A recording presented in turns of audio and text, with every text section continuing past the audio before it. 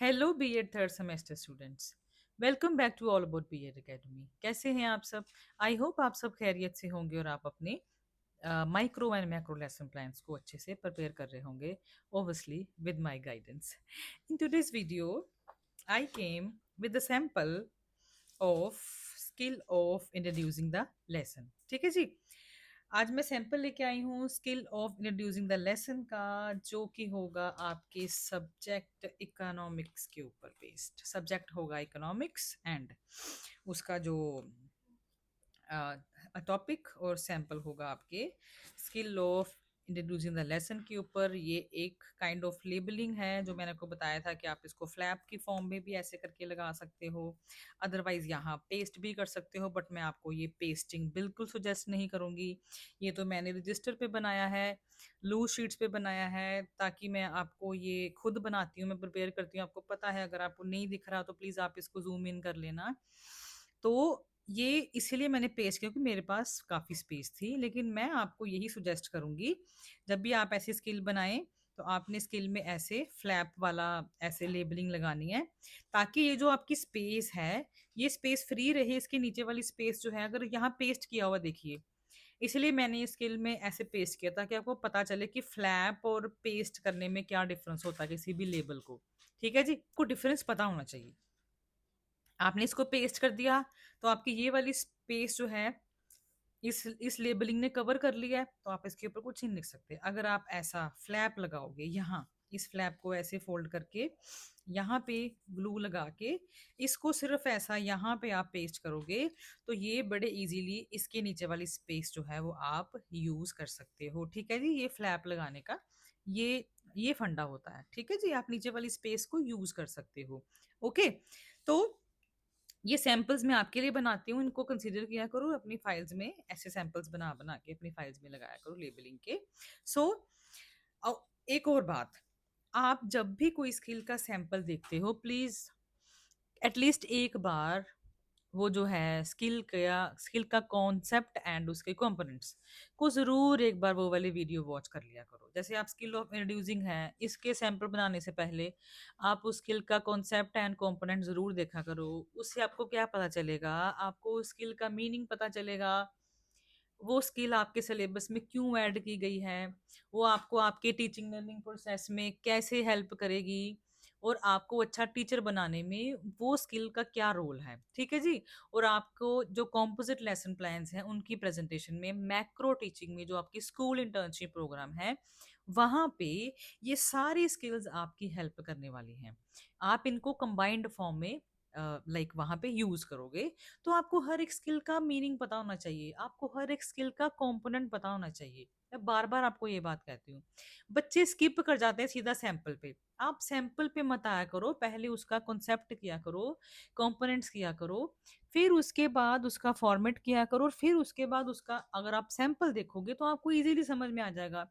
जो बातें मैं कॉन्सेप्ट या कंपोनेंट्स वाले वीडियो में बताती हूँ, वो बातें मैं फॉर्मेट में नहीं बताती, और जो बातें मैं फॉर्मेट वाली वीडियो में बता रही हूँ वो बातें मैं सैंपल वाली वीडियो में नहीं बताती, क्योंकि ये वीडियो ना जी बहुत लंबी हो जाएगी। मैं बार बार एक ही चीज रिपीट नहीं कर सकती।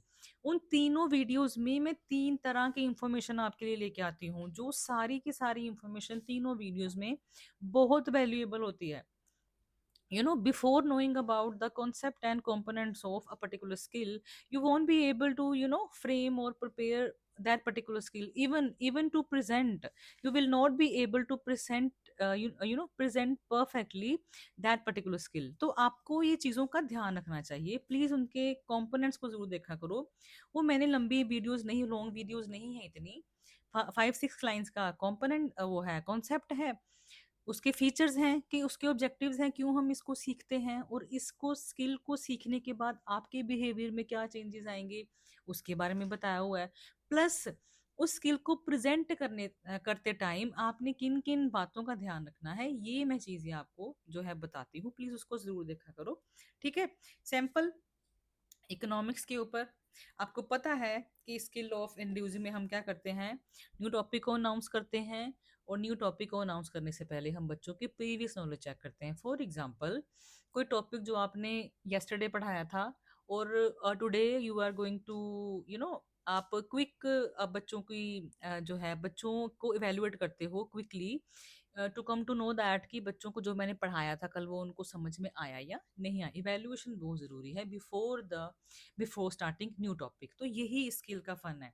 मैं ऑलरेडी डिटेल में बता चुकी हूँ, प्लीज़ इसके बारे में आप मेरे कोर्स वाली वीडियो जो प्ले लिस्ट है वहाँ पे ज़रूर देखना about the skill of introducing the lesson. ठीक है, अब इसके ऊपर ये मैंने फाइल अपने रजिस्टर के ऊपर बनाया हुआ है। आपके पास जो फाइल होगी वो फाइल ऐसी होगी, ये मैंने बनाई हुई है फाइल।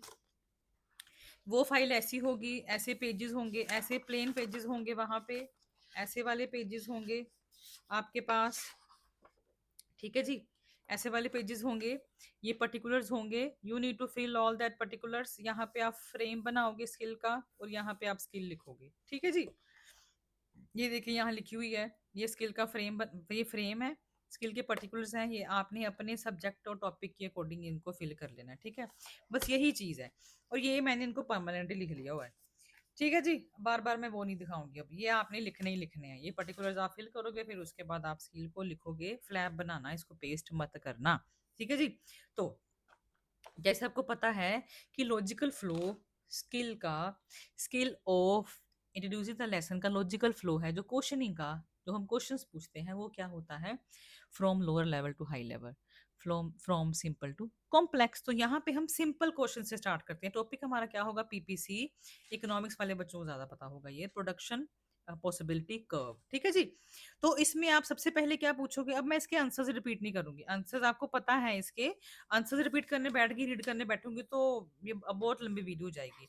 आप सिर्फ ये देखो कि मैंने जो आंसर्स का फ्लो कैसा रखा हुआ है, क्वेश्चंस का फ्लो सॉरी कैसा रखा हुआ है। What do you understand bye economics? Simple question, very simple question even. Define the term resources in economics की, है ना। इकोनॉमिक्स में रिसोर्सेज क्या होते हैं आप उसके बारे में बताओगे, very simple question. What do you mean by economising the use of resources? Again ये लाइक है ना, रिसोर्स को इकोनोमाइज करने से आप क्या समझते हो। ठीक है, ये भी कॉन्सेप्ट टर्म है, ये भी सिंपल। उसके बाद मॉडरेट लेवल के आपके पास क्वेश्चंस आ जाएंगे। Explain the term and economic problem. ठीक है, ये क्वेश्चन है, उसका आपने आंसर दे दी यहाँ पे।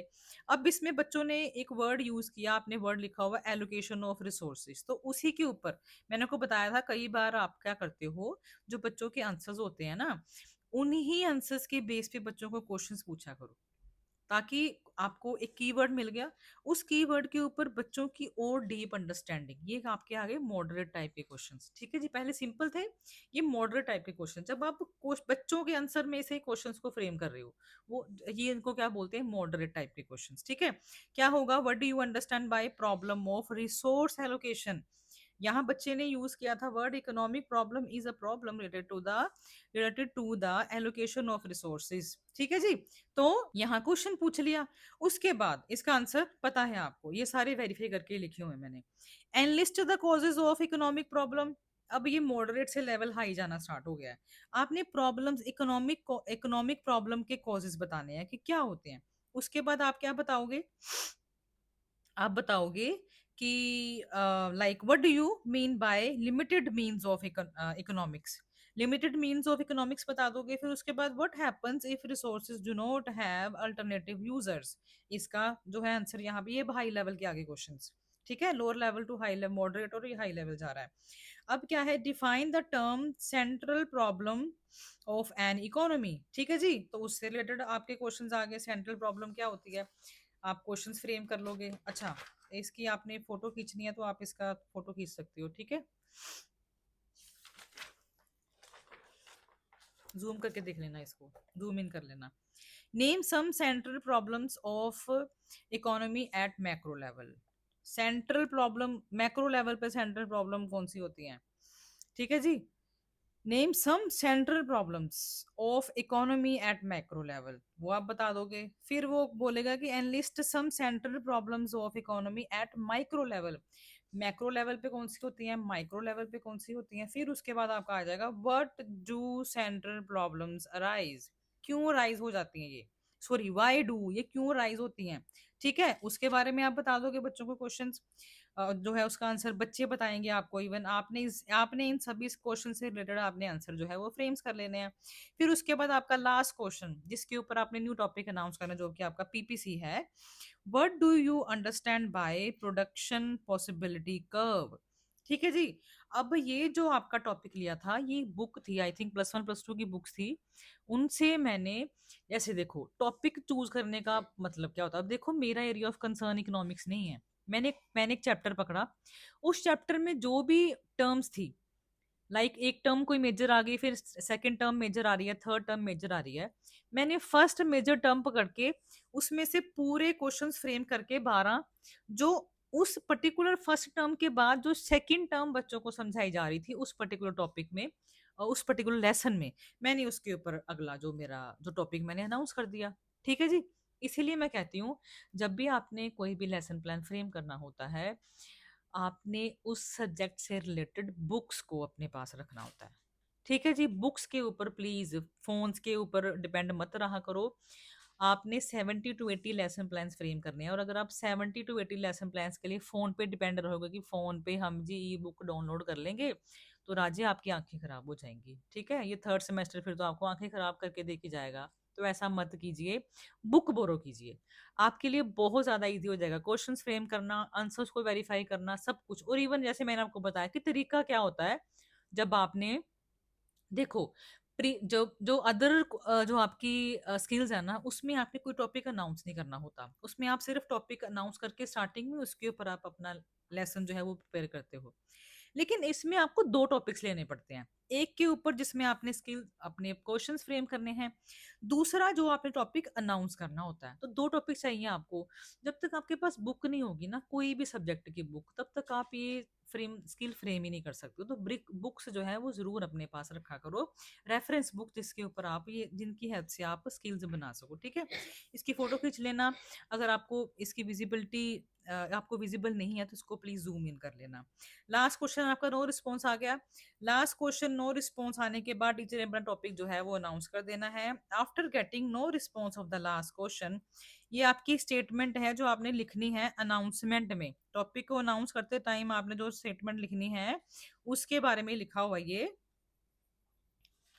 after getting no response of the last question from the students, PT will announce the topic by saying that, well, students, today we are going to learn about the topic production possibility curve, that is PPC in detail. That's it. ये आपने statement लिख के अपना topic announce कर देना है। एक और बात, जब भी आप इस स्किल को प्रेजेंट करोगे, आपने जब बच्चों की प्रीवियस नॉलेज चेक कर ली है, अदरवाइज आप क्या करते हो, जब भी आप किसी स्किल को परफॉर्म करने के लिए क्लास में एंटर करते हो ना, तो आप उसका टॉपिक आते ही लिख लेते हो। बच्चों ने आपको ग्रीट किया, हेलो गुड मॉर्निंग होगी आपकी, फिर उसके बाद बच्चों को आप पूछते हो कि today we are going to start new topic that is this this this. ठीक है जी, जो भी है। या फिर आप बच्चों से प्रीवियस टॉपिक से रिलेटेड कोई क्वेश्चन पूछ लेते हो, एक दो जो हमने आपने यस्टरडे किया होता है। अदर लेकिन ये एक ऐसी स्किल है जिसमें फुल फ्लैज आप 5 to 7 मिनट्स प्रीवियस नॉलेज बच्चों की चेक करते हो, और बच्चों को नए टॉपिक के लिए मेंटली प्रिपेयर करते हो, उनकी क्यूरियोसिटी डेवलप करते हो कि that you know what we are going to learn today. तो उनको क्यूरियोसिटी डेवलप करते हो, उनका इंटरेस्ट क्रिएट करते हो न्यू टॉपिक को लर्न करने के लिए। तो इसके लिए आपको प्रीवियस नॉलेज को उनकी न्यू नॉलेज के साथ कनेक्ट करना पड़ता है।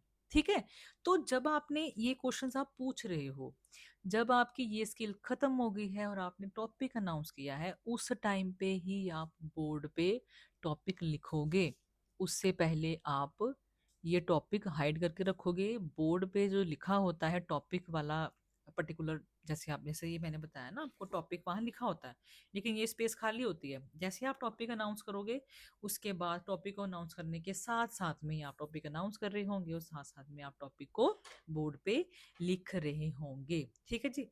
इसके बाद आपने क्या करना है, कंपोनेंट्स बना लेने हैं। कंपोनेंट्स का रेटिंग स्केल बना, ऐसा वाला रेटिंग स्केल आपने बना लेना है, इसके ऊपर ऑब्जर्वेशन स्केड्यूल लिख के तो रेटिंग स्केल आपने बना लेना है। ऐसे वाले जो कंपोनेंट्स है ये लिख के, इसकी रेटिंग मैंने आपको बताया था 0 to 6 से स्टार्ट होती, 0 to 6 तक जाएगी, क्योंकि यहाँ पे हमारे पास डिज़ायरेबल एंड अनडिज़ायरेबल बिहेवियर होते हैं। ये मैं ऑलरेडी डिटेल में आपकी skill of inducing the lesson की जो कॉन्सेप्ट एंड कंपोनेंट्स वाली वीडियो थी, उसमें मैं डिटेल में बता चुकी हूँ। अब मैं नहीं बताऊँगी, आपने बोर हो जाना, आपने मैंने मैडम बड़ी लंबी-लंबी वीडियोज़ डालती हैं तो हम बोर हो जाते हैं। स्किल के बारे में मैंने बताना था, it was all about your skill, sample था ये। अगर आपने पिक खींचनी है, पिक ले लो। ये देखो ये आपके लिए बनाया गया था कि आप ऐसी स्किल्स फ्रेम नहीं करोगे, ठीक है जी? आप मतलब फ्रेम नहीं करोगे मतलब लेबलिंग ऐसी नहीं बनाओगे, स्किल तो ऐसी फ्रेम करनी है, लेबलिंग ऐसी नहीं बनाओगे। और कोई भी स्किल में जब आपने इंट्रोड्यूसिंग वाला लेसन में आपने लेसन को अनाउंस करना होता है, कोई भी टॉपिक को आपने प्रीवियस लेना होता है, एक टॉपिक और एक टॉपिक आपने अनाउंस करना होता है, आपने एक बुक रखनी है अपने पास, उस बुक में से आपने क्या देखना है, किसी भी बड़ी टर्म के ऊपर एक सॉरी एक ही चैप्टर में 2-3 बिग टर्म्स होती हैं, एक एक टर्म के ऊपर आप क्वेश्चंस पूछोगे और उस टर्म के बाद जो सेकंड टर्म आ रही है एक्सप्लेन करने के लिए उसको आप अनाउंस कर सकते हो, बट इसके लिए आपके पास बुक होना बहुत ज़रूरी है। So it was all about today's video. अगर आप मेरे चैनल पर नए हैं तो फिर मेरे चैनल को सब्सक्राइब कीजिए, लाइक एंड शेयर कीजिए मेरी वीडियोज़ को, ताकि आपको मेरी आने वाली वीडियोज़ की नोटिफिकेशन मिलती रहे। ठीक है जी, सो मिलते हैं नेक्स्ट वीडियो में, टिल देन बाय बाय।